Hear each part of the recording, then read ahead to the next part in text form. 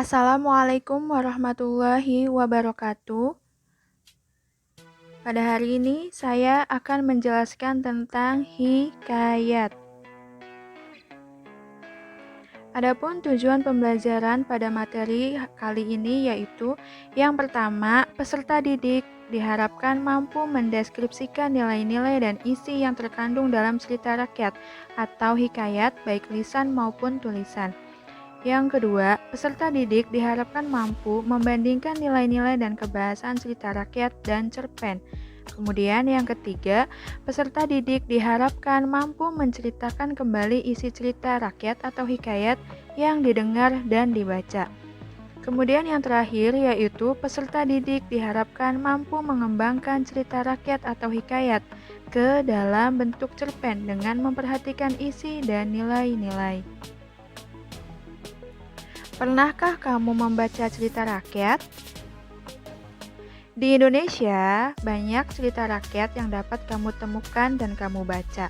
Cerita rakyat dipaparkan dalam bentuk legenda, mitos, dongeng, ataupun hikayat.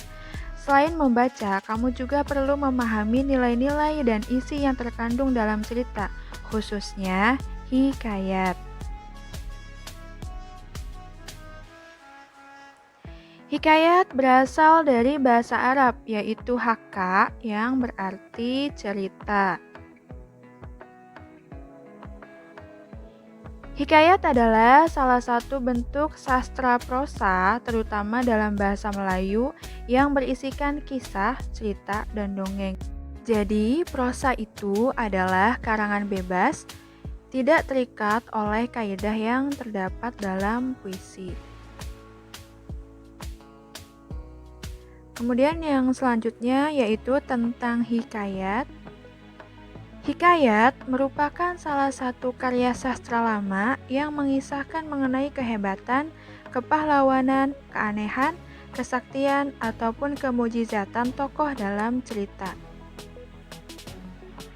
Terkadang hikayat mirip dengan cerita sejarah yang isinya itu banyak hal-hal yang tidak masuk akal serta dipenuhi keajaiban. Hikayat berkembang pada masa Melayu klasik, sehingga banyak kata yang menggunakan bahasa Melayu yang terkadang sulit untuk dimengerti. Adapun fungsi hikayat, yaitu sebagai pembangkit semangat, penghibur, pelipur lara, atau hanya untuk meramaikan sebuah pesta.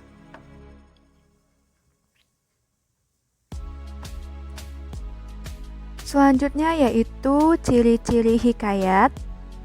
Yang pertama adalah isi cerita berkisar kerajaan, yaitu berkisar pada tokoh-tokoh raja dan keluarganya atau yang disebut juga sebagai istana sentris. Kemudian yang kedua, bersifat prologis atau kemustahilan.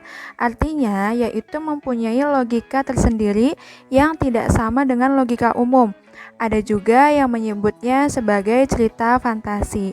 Jadi bersifat prologis ini adalah banyak kisah-kisah yang memang di luar nalar kita, ya, di luar logika kita, di luar logika umum. Jadi ada dalam sebagian cerita hikayat itu tentang tokoh-tokoh yang memang bisa menghilang, kemudian bisa terbang, atau mungkin yang sudah meninggal bisa hidup kembali.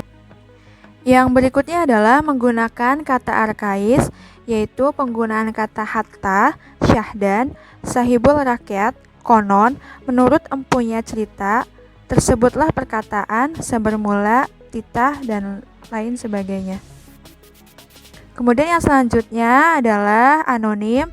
Anonim itu artinya tidak ada nama pengarang. Jadi dalam cerita hikayat itu nama pengarang biasanya tidak disebutkan atau disebut juga sebagai anonim.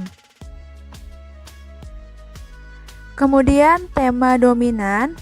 Artinya tema dominan dalam hikayat adalah petualangan. Biasanya di akhir kisah tokoh utamanya berhasil menjadi raja atau orang yang mulia. Selanjutnya yaitu kesaktian. Kesaktian merupakan kemampuan berbuat sesuatu yang bersifat gaib atau melampaui kodrat alam. Jadi biasanya tokoh dalam hikayat itu dapat menghilang, berubah wujud, dan tidak merasakan sakit saat ada seseorang yang melukainya. Kemudian penokohan bersifat hitam putih, artinya tokoh yang baik diungkapkan selalu baik dari awal hingga akhir kisah, dilengkapi dengan wajah dan tubuh yang sempurna. Begitu pula sebaliknya, tokoh jahat selalu jahat dari awal sampai akhir, walaupun tidak semua tokoh jahat itu berwajah buruk. Yang terakhir adalah bersifat didaktis.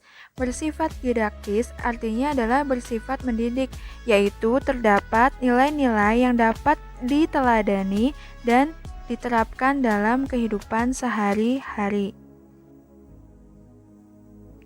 Jenis-jenis hikayat. Yang pertama adalah hikayat Melayu asli. Contohnya yaitu ada hikayat Hang Tuah, hikayat Si Miskin, hikayat Indra Bangsawan, dan hikayat Malim Demam. Kemudian ada hikayat pengaruh Jawa, yaitu hikayat Panji Semirang, hikayat Cekel Weneng Pati, hikayat Indrajaya dari cerita Angling Dharma. Kemudian ada hikayat pengaruh Hindu atau India, yaitu hikayat Perang Pandawa dari cerita Mahabharata dan hikayat Bayan Budiman. Yang terakhir adalah hikayat pengaruh Arab Persia, contohnya yaitu hikayat Amir Hamzah dan hikayat 1001 Malam.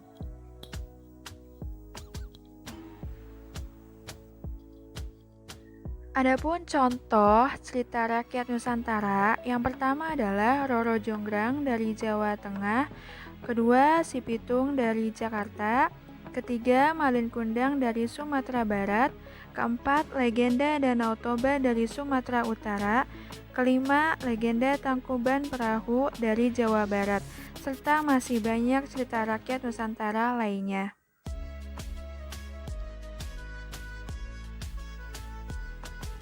Nilai-nilai yang terkandung dalam hikayat. Pertama adalah nilai agama, yaitu nilai yang berhubungan dengan ajaran agama. Kedua adalah nilai sosial, yaitu nilai yang berhubungan dengan kehidupan sosial bermasyarakat. Yang ketiga ada nilai budaya, yaitu nilai yang berkaitan dengan sosial dan budaya di lingkungan masyarakat. Yang keempat ada nilai moral, yaitu nilai yang berhubungan dengan budi pekerti baik dan buruk. Kemudian ada nilai pendidikan, yaitu nilai-nilai keteladanan yang baik.